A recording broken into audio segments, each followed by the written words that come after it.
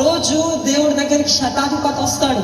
శతాధిపతి వచ్చి, ప్రభువా నా సహోదరుడు చచ్చిపోయే స్థితిలో ఉన్నాడు ప్రభువా, అతని దగ్గరికి నువ్వు రావాలి ప్రభువా అని అడగలేవు.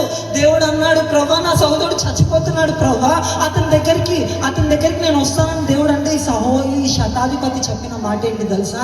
ఇతని విశ్వాసాన్ని నేను చూసినప్పుడు, ఇతని గురించి బైబిల్లో చదువుతున్నప్పుడు, ఇతనికి ఉన్న విశ్వాసం కొంచెం అయినా నాలో లేదే అన్న ఆలోచన పుట్టుకొస్తుంది.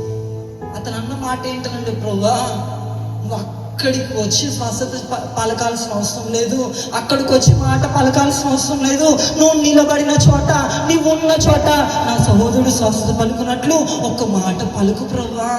పలికాడండి. నీ విశ్వాసము చొప్పున కలుగుగాక.